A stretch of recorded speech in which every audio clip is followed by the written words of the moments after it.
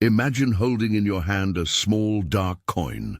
On one face, the stern profile of an emperor, on the other, a woman perched as if on a throne, flanked by 7 rounded rises, hills perhaps beneath her feet.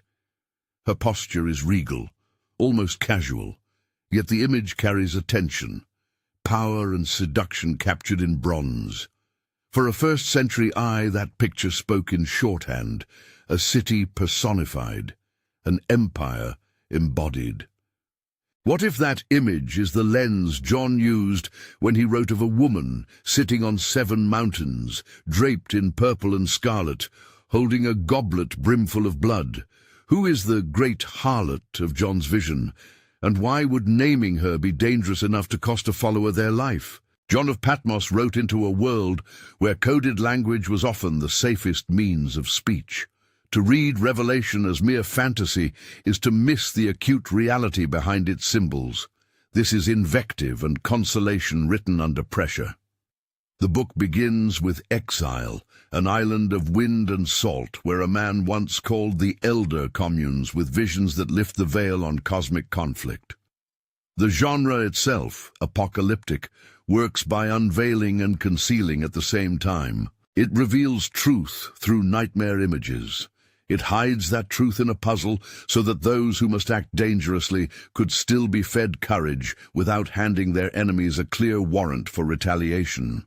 Imagine John, scratched by the sharp light of the Aegean, quill stained by oil, composing images that would ring for centuries.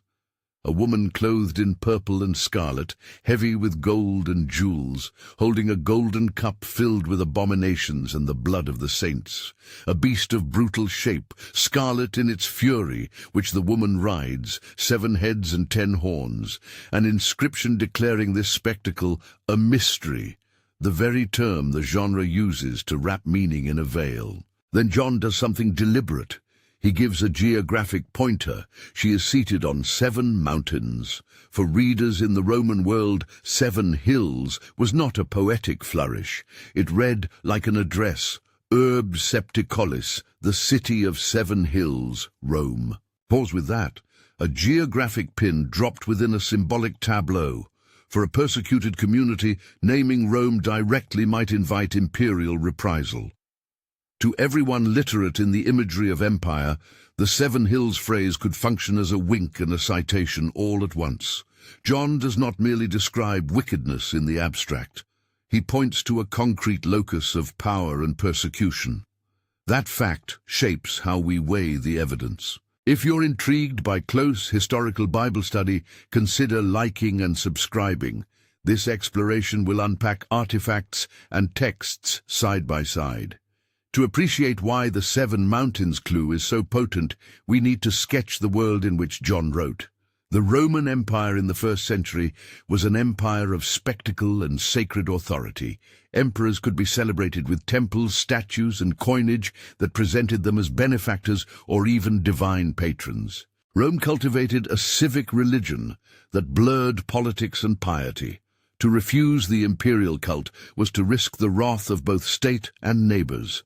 Christian communities, young and vulnerable, faced sporadic but severe pressure precisely because their fidelity was construed as subversive. Within that milieu, apocalyptic language served a pastoral function.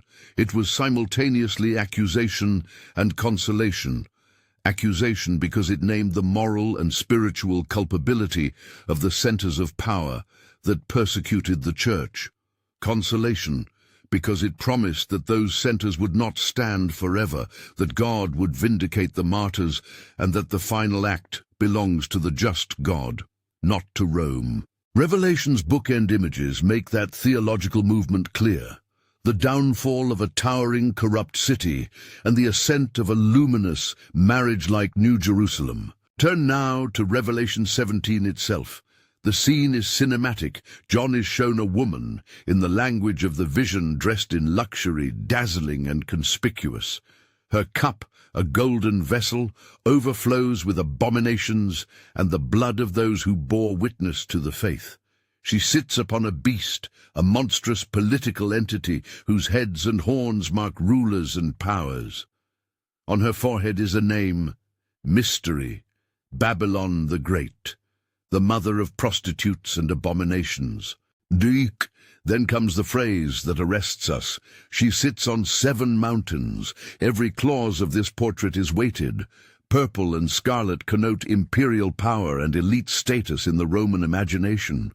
Gold and precious stones signal wealth. A cup brimful of blood signals culpability and systematic violence. A beast with composite features stands for imperial might that is both beguiling and deadly. The phrase, Mystery Babylon, links this woman not just to any immoral city, but to the archetypal city of exile and decadence invoked across the Hebrew scriptures. Babylon stands as the symbol of imperial opposition to God. Yet John supplies a new, targeted designation. He does not leave Babylon as a remote ancient memory. He situates this Babylon on 7 hills. That concreteness demands inquiry. Which polity was most readily identified by 7 hills? It is here that material culture, the hard evidence of archaeology and coins, enters the argument. Roman cities were often described with topographic pride. Rome itself was famous by epithet, the city of 7 hills, Septimontium, a civic identity embedded in public rhetoric and festival life. Coins and monuments of the early empire play with personifications of the city. Roma is often rendered as a seated or standing woman, a civic matron, sometimes posed above representations of hills or crowned with a turreted diadem.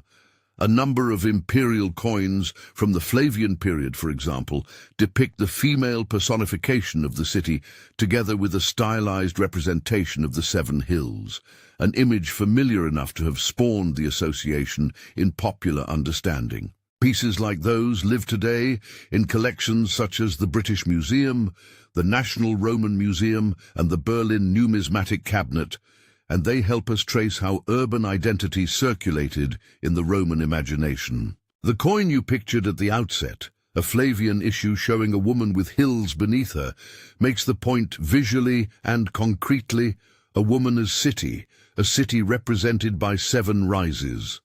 For first-century readers, the sight of a woman seated on 7 mountains could hardly avoid recalling such civic portraiture.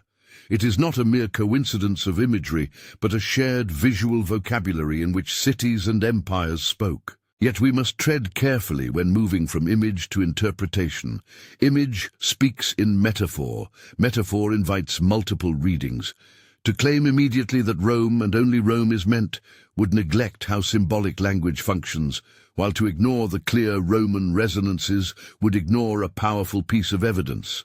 Our task, then, is to gather converging lines of support, textual, material, and historical, and to weigh how they accumulate. One particularly striking internal clue in Revelation is the use of numbers and names in a way that conceals identity beneath numerological puzzling.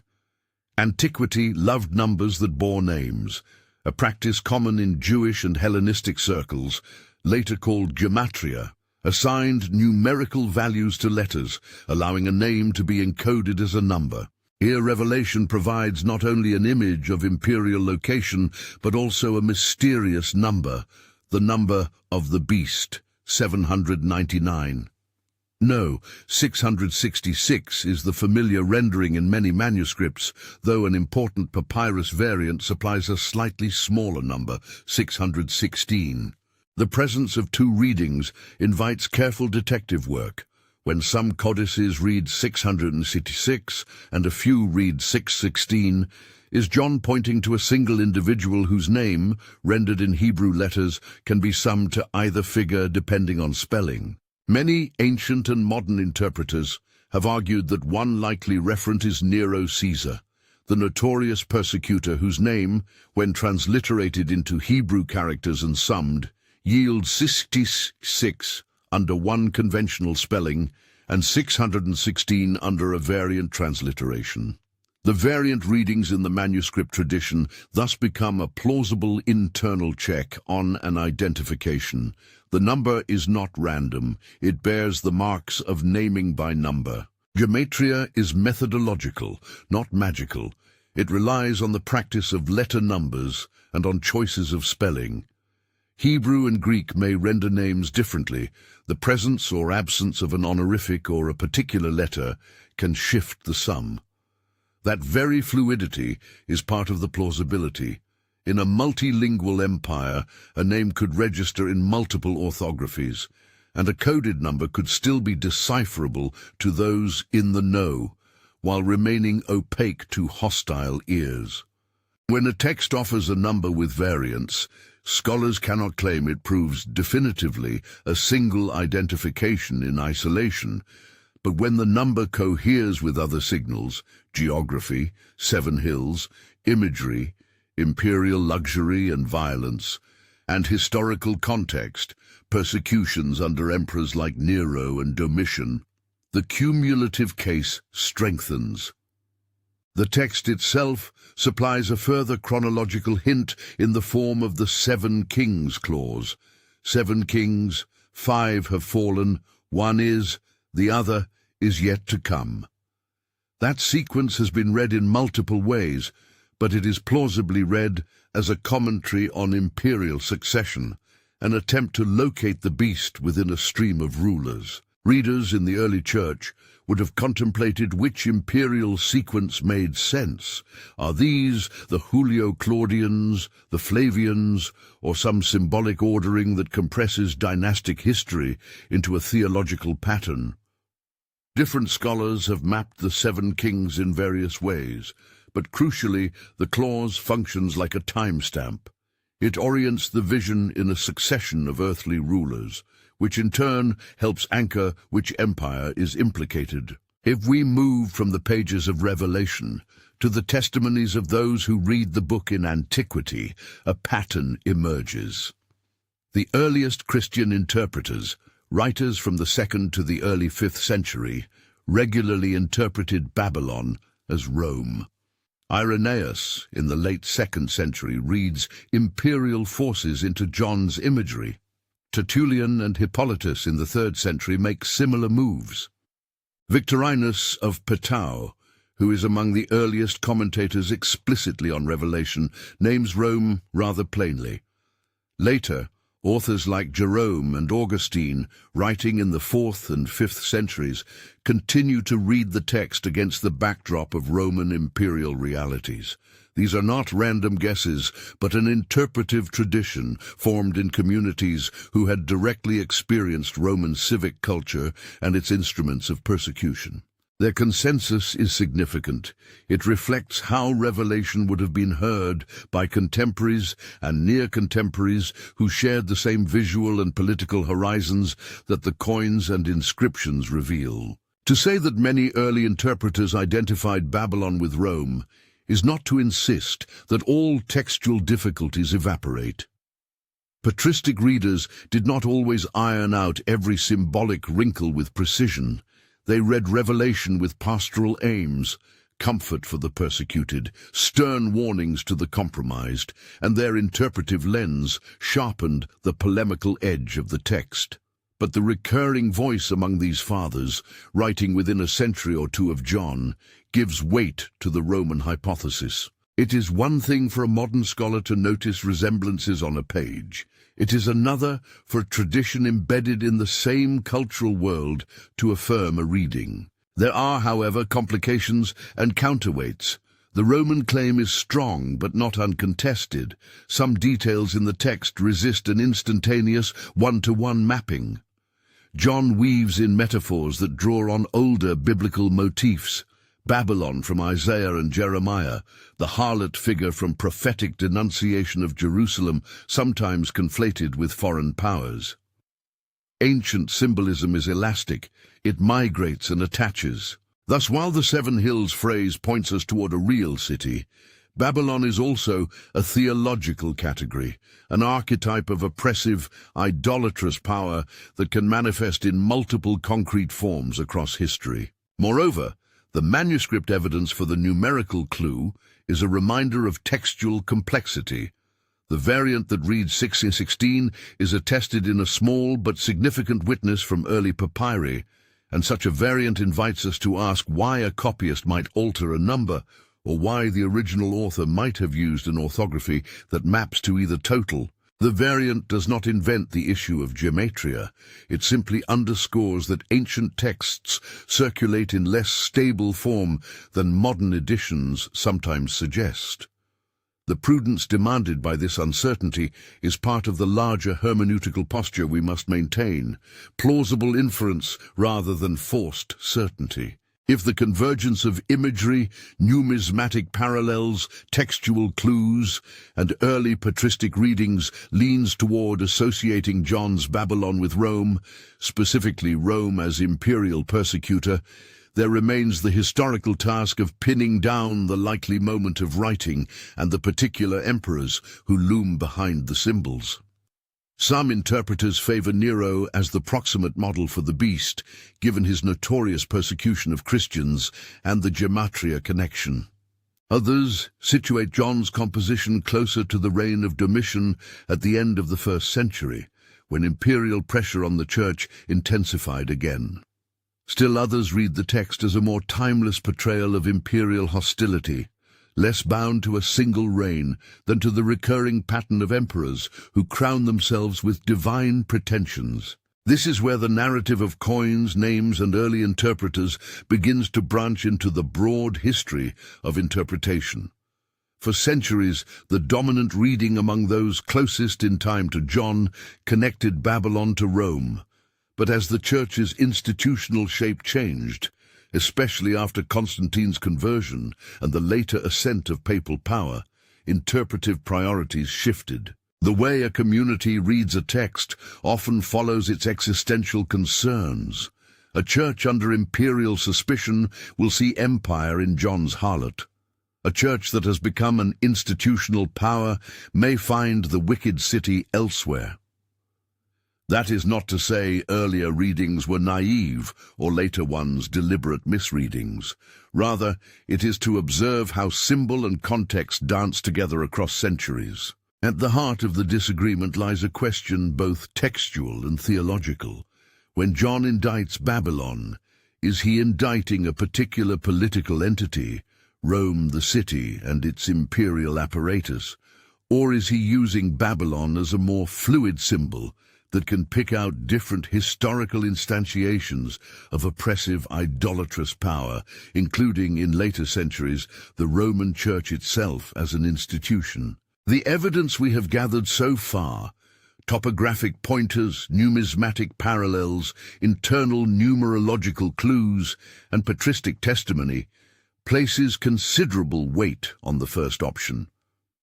For John's immediate readers, Rome stands out as the most obvious referent, yet the elasticity of the Babylon image allows the figure to migrate and be applied in new contexts, which is precisely what later readers did. Before the story of interpretation widens into the medieval and Reformation centuries, when the name Babylon would be redirected and repurposed in confessional polemics, we must attend further to the kinds of evidence that anchor us in the 1st century. Coins and city personifications show how cities were visualized. Festival practices and local cults show how civic identity was worshipfully woven into daily life. Imperial decrees and historical reports reveal when and how the state could turn its apparatus against minority communities. Tacitus and other Roman historians recount imperial excesses.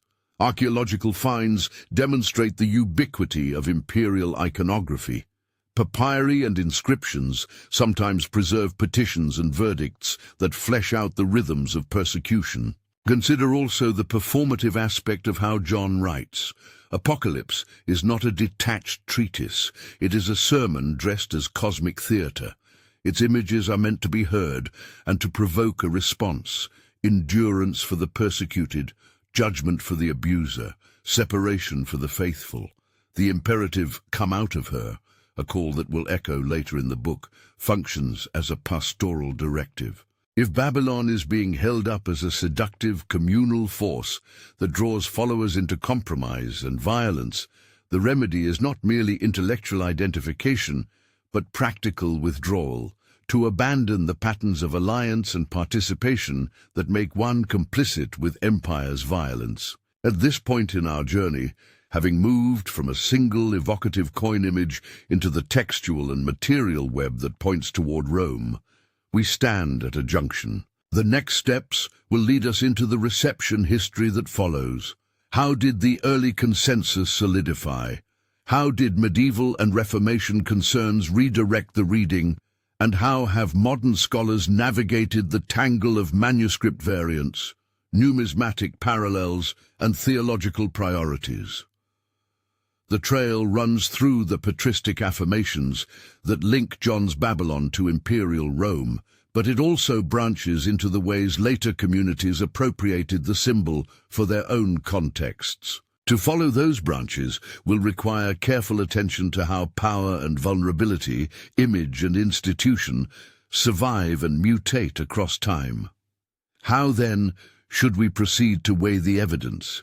Is the image of a woman on 7 hills a smoking gun, or is it a provocative pointer among many? In the next stage of our exploration, we will examine the testimonies of early Christian writers more closely, map specific imperial sequences against John's 7 kings language, and return to the manuscript tradition that carries both 666 and 616, picking apart the methodology of gematria and evaluating its force within the argument. We will also consider the limits of material parallels, what coins and statues can show us about common imagery, and where they stop answering the deeper theological question of intent. For now, hold that image of the coin in your mind, bronze glinting, a woman's silhouette set above rounded hills. It is an emblem of civic identity and imperial self-representation, but within John's vision, it becomes an indictment. The great question persists: who does John mean? The evidence gathered to this point leans heavily in one direction, but the interpretive story continues, and with it the responsibility to read Revelation on its own terms and in its historical world, while remaining aware of how its symbols have been applied across Christian history. When we shift from image to inscription, from coin to codex, the trail into the first-century mind grows more precise. The manuscript evidence that carries Revelation is not a single sealed book, but a fragile transmission with fingerprints of its varied readers. Among those fingerprints is a number that has haunted interpreters, the number of the beast. Most medieval and modern editions settle on 6666, yet an important early witness preserves 616. That variant is not a scribal curiosity to be dismissed. It opens a window onto how names could be concealed inside numbers. To understand why a difference of 50 matters, we need a brief primer on a practice common in antiquity, gematria. Letters in Hebrew and Greek carried numeric value, so a name could be represented as a total. If an author wanted to identify an opponent without writing him out, dangerous under imperial eyes, he could encode the name as a number. In the case that concerns us, the Greek-speaking author of Revelation reaches back to a Semitic practice. He hands a number to readers who could map letters to numerals and thus supply a name. One historically persuasive reconstruction reads Nero Caesar, rendered into Hebrew letters, NRVN KSR, Neron Caesar. If those letters are summed using standard consonantal values, their total is 666. But an alternate spelling, dropping the final consonant in the transliteration, Nero rather than Neron, yields a sum of 616. 2 numbers, 2 orthographies, 1 likely referent, Nero. This is not a magical proof. It is a method of coding that makes sense in a multilingual Mediterranean where official names traveled through Latin, Greek, and Semitic tongues, and where a cautious writer might wish to name a persecutor without scrawling a direct indictment. This numerical clue sits beside other textual hints. Revelation's 7 kings phrase, 5 fallen, 1 who is, the other yet to come, invites attempts to map emperors onto the vision. Different readings have tried to align those 7 with specific dynasties or with symbolic patterns. Some interpreters compress Roman succession into a symbolic scheme that points to Nero and his successors. Others see the one who is as the author's contemporary emperor, perhaps Domitian, about whom anxiety and accusation could be directed. The clause performs a dating and locating function without tying itself to a single, airtight chronology. It stratifies history into a theological assessment of rulers as they relate to God's purposes. In short, the book offers internal devices that gesture toward particular ancient polities while still preserving symbolic density. If we move beyond the scriptural artifact to the living church that first received the book, the interpretive picture sharpens. The earliest Christian commentators, those within a generation or two of the text's composition, regularly read John's Babylon in the light of Rome. Irenaeus, in the late 2nd century, treats imperial hostility as part of the book's target. Tertullian and Hippolytus, writing amid 3rd century trials and theological skirmishes, read Revelation as aimed at the imperial system. By the time we reach Victorinus, whose commentary on Revelation is among the earliest extant, the language is plain. Babylon is the seat of oppressive imperial power. Jerome and Augustine, writing in the 4th and 5th centuries respectively, continued to interpret the vision against the backdrop of Rome's political and religious authority. This patristic stream is not a modern construct imposed upon the text. It is a living reception, emerging from communities already fluent in the civic imagetics and the political risks of the Roman world. Why does the testimony of these writers matter? They did not read in an ivory tower. They lived within an empire marked by civic cults, by coins that spoke of Roma and emperors, by statues and temples that blurred the sacred and the political. When they encountered the phrase 7 mountains and the figure of a woman decked with imperial ornaments, they connected it to the same civic vocabulary that we see etched on bronze and stone. Their consensus cannot by itself clinch every hermeneutical knot, but it is a critical datum. Readers who shared John's horizon tended to hear in his coded images a familiar name. Still, a responsible study must hold that consensus alongside anomalies. Revelation borrows from Hebrew prophetic literature, Isaiah, Jeremiah, Ezekiel, where Babylon is a long-standing symbol of exile, idolatry, and divine judgment. John's use of Babylon thus fuses an ancient theological category with a fresh topographical signifier. That fusion allows the term to function at 2 levels at once, as an indictment of a particular empire's present crimes and as an archetype of imperial opposition to God. Symbolic elasticity is the text's strength, not its weakness. It explains how Babylon could be read by the earliest fathers as Rome and yet be reapplied later to other powers. Fast forward to the Middle Ages and the early modern period, and the interpretive horizon shifts with ecclesial fortunes.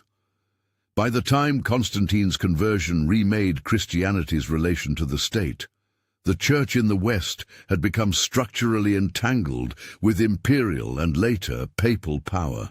Once the medieval church enjoyed institutional prominence and the papacy claimed moral and political preeminence, the impulse to read Revelation's Babylon on Rome took on new dimensions. In the 16th century, the Reformation produced a decisive reappraisal. Reformers such as Martin Luther, John Calvin, and those in the Hussite and Wycliffite traditions redirected the harlot imagery onto the papacy. For them, Babylon was not an ancient secular capital, but a current ecclesial center whose claims and practices had become, in their view, antithetical to apostolic faith. That reapplication was rhetorical and polemical. It suited confessional battles where scriptural authority and institutional legitimacy were stakes of life and death. Protestant polemicists pointed to liturgical practices, doctrinal innovations, and the accumulation of wealth and power as signs that the papal system bore resemblance to the seduction and violence John described.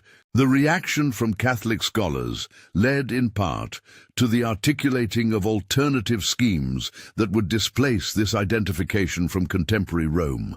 One strand among post-Reformation Catholic apologists was the development of futurist readings that shifted the eschatological consummation away from immediate historical targets toward a remote, end-time revivification of Babylon elsewhere, often imagined in a re-emergent Mesopotamian center. This defensive hermeneutic reassigns the text's final great city to a future spectacle, thus neutralizing the immediate political sting of Reformation charges. The futurist perspective has been influential in certain Protestant circles as well. In modern evangelicalism, it finds expression in systems that expect a literal rebuilt Babylon to play a role in last days scenarios. Yet the futurist's case, while internally consistent within a particular theological framework, must be weighed against the immediate linguistic and cultural clues in Revelation itself, clues that, as we have seen, are indexical to the Roman world. Between those poles, first-century Roman identification and later confessional renderings, stands a third, more philosophical option, the idealist or historicist reading. This approach treats Babylon as an archetypal power of seduction and persecution that recurs through history in many guises: empires, markets, ideologies, religious bodies that coerce and corrupt.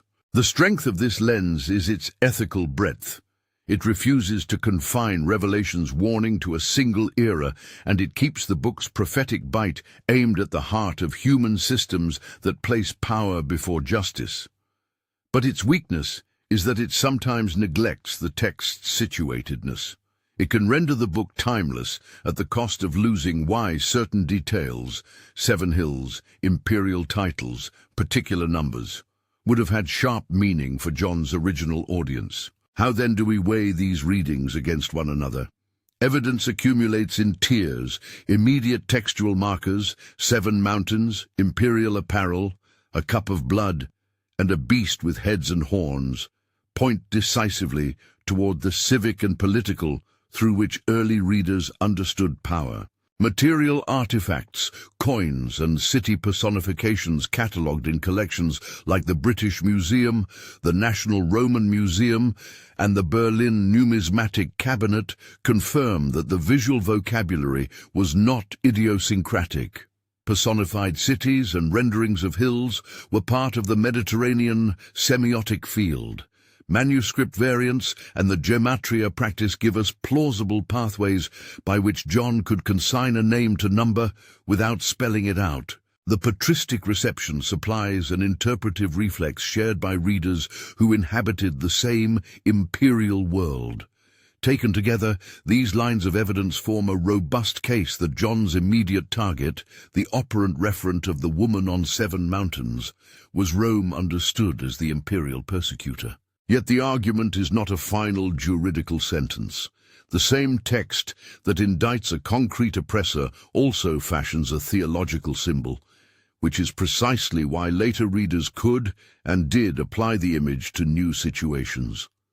When the papacy consolidated ecclesial power, and when reformers experienced suppression and abuses associated with that power, Babylon's analogy migrated. The text's elasticity allowed such migration without violating John's rhetorical logic. Seduction leads to slaughter. Wealth accumulates through exploitation. Idolatries of power devour the faithful. Those patterns can describe multiple historical actors. Responsible interpretation therefore holds 2 claims in consonance. First, that the most textually and historically grounded reading identifies imperial Rome as John's proximate object of accusation, and second, that the figure of Babylon functions as an archetype that can be, and historically has been, applied in multiple eras. What of the pastoral and theological purpose behind such polemics? Revelation is not primarily a political critique for its own sake.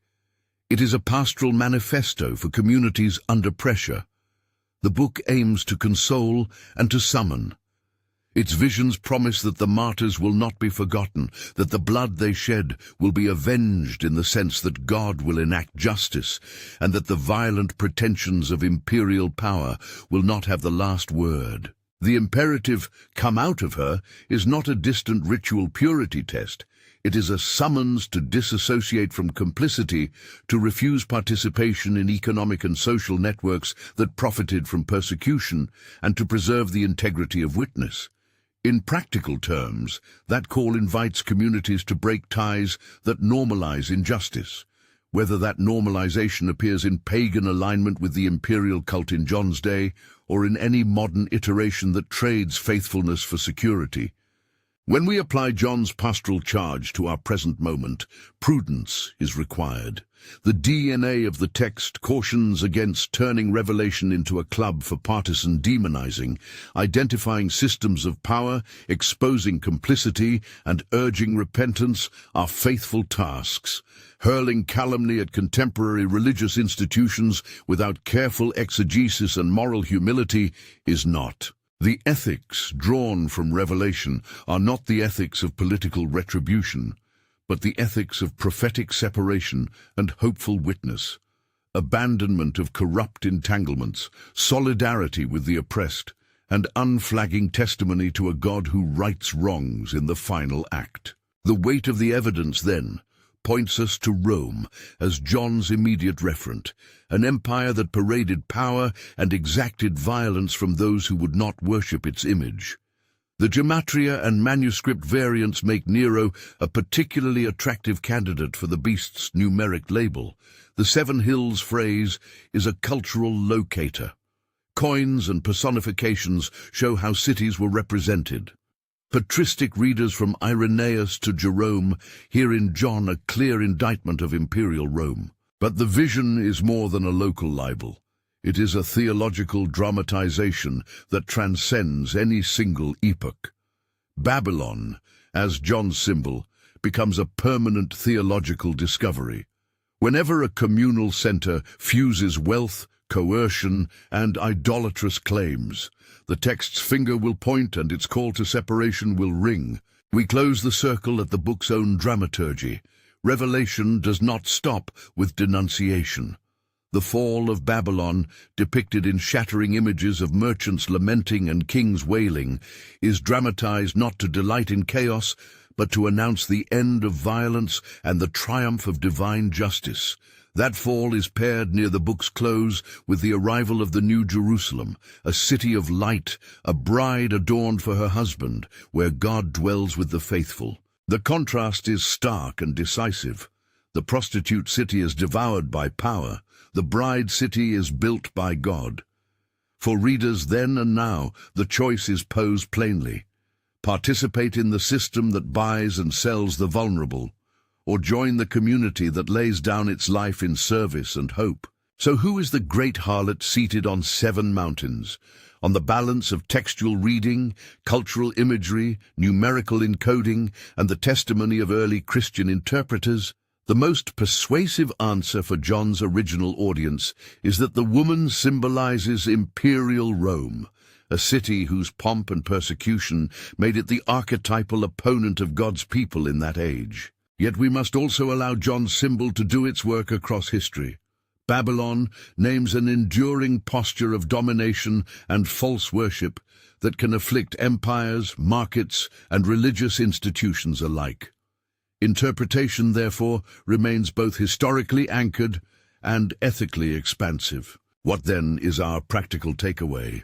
First, recognize Revelation's double vocation, to indict the powerful and to console the persecuted. Second, heed the call to separation. Come out of her is a summons away from complicity, away from structures that desensitize us to injustice. Third, hold fast to hope. The final image is not annihilation, but consummation, the New Jerusalem in which suffering is ended and justice is made manifest. These are not mere doctrines, but directives for how the Church navigates power now. with courage, with discernment, and with the patience that trusts God's final righting of wrongs. If this investigation has stirred you, I invite you to weigh in. Which reading do you find most compelling? Rome as John's immediate target, Babylon as a timeless archetype, or the Reformation reapplication to later ecclesial structures? And why?